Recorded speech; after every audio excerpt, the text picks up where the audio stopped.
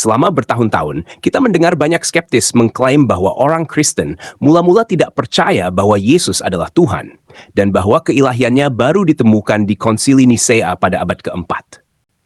Semua pihak, mulai dari tokoh-tokoh Yahudi terkemuka, yang mengatakan bahwa orang Kristen mula-mula jelas tidak menganggap Yesus sebagai Tuhan, hingga umat Muslim yang mengklaim bahwa Kaisar Konstantinus memaksa para uskup untuk menerima teks Konsili Nisea yang menyatakan bahwa Yesus Kristus adalah Tuhan.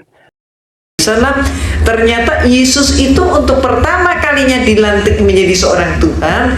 Peristiwa itu baru terjadi pada tahun 325 Masehi. Jadi sebelum tahun 325 Masehi, Yesus belum jadi Tuhan.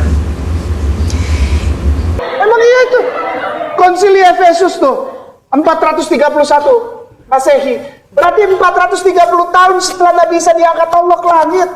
Mereka ada orang bule ngobrol di Roma, jadi aja Tuhan. Jadi aja maminya jadi Tuhan.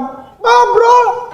Constantine forced the bishops to believe in the text of the Council of Nicaea that states that Jesus Christ is God. Bahkan hingga para ateis dan komentator konservatif terkemuka yang mengidentifikasi dirinya sebagai Kristen mengatakan bahwa Yesus tidak harus menjadi Tuhan untuk melakukan apa yang dia katakan. Mereka juga mengklaim bahwa konsep Tritunggal dimulai pada tahun 325 Masehi dan baru benar-benar berkembang berabad-abad kemudian. Klaim ini telah tersebar di mana-mana. Namun, sebuah penemuan revolusioner yang tersembunyi di bawah tanah selama hampir 1.800 tahun baru saja membuktikan bahwa semua klaim tersebut salah. Apa yang ditemukan oleh para arkeolog ini bukan hanya bukti paling awal tentang keilahian Yesus, tetapi juga dianggap sebagai penemuan Kristen terbesar sejak gulungan Laut Mati.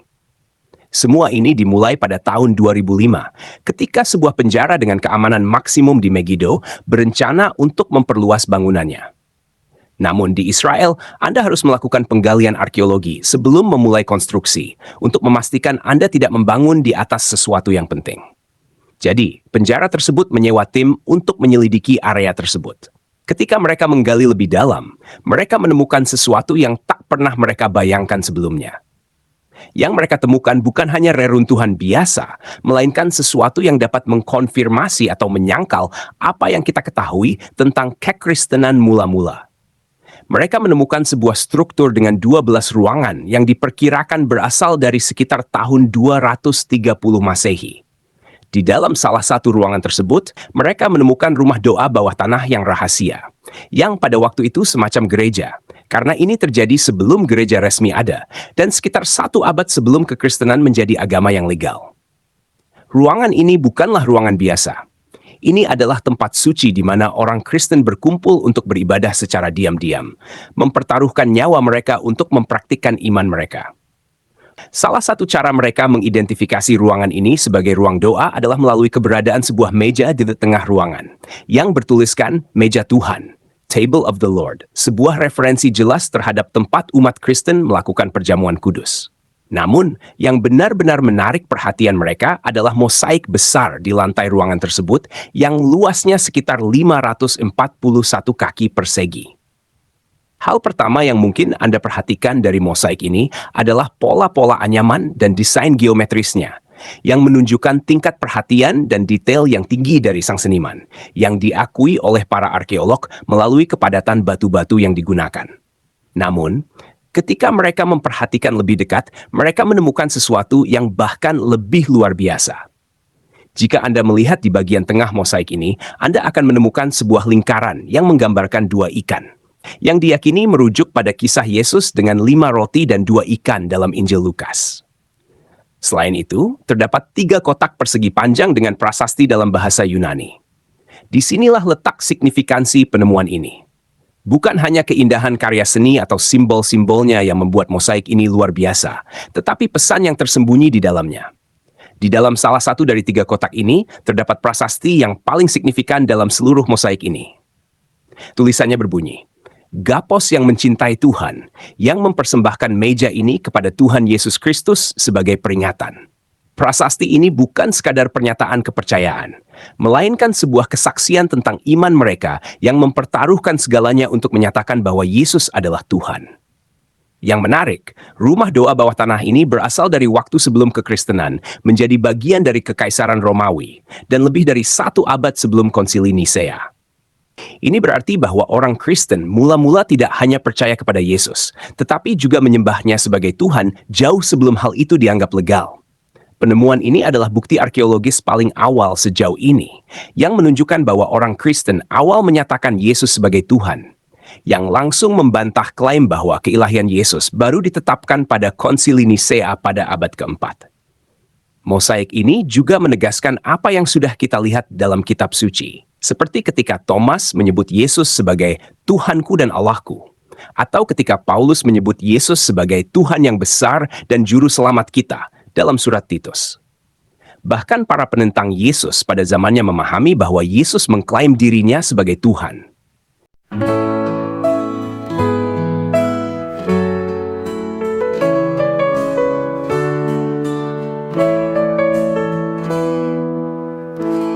Janganlah hendaknya kamu kuati tentang apapun juga, nyatakan dalam segala hal keinginanmu kepada Tuhan dalam doa dan permohonan dengan ucapan syukur.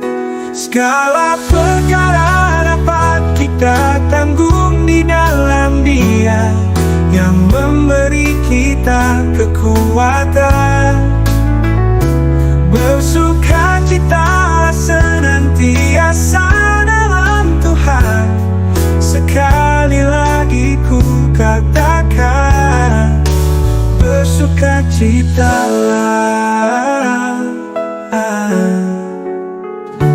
Tuhan kita akan memenuhi segala keperluanmu menurut kekayaan dan kemuliaannya dalam Kristus Yesus. Dimuliakanlah Allah dan Bapa kita selama-lamanya. Segala perkara dapat kita tanggung di dalam Dia yang memberi kita kekuatan.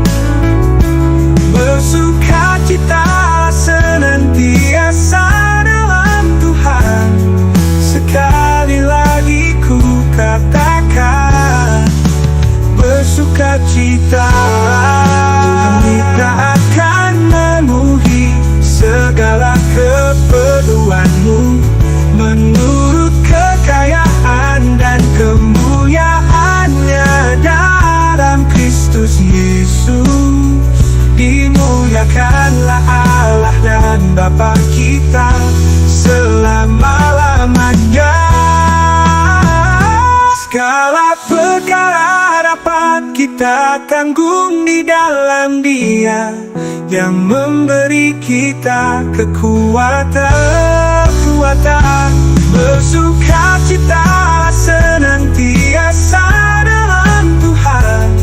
Sekali lagi ku katakan, bersukacitalah. Sekali lagi ku katakan, bersukacita.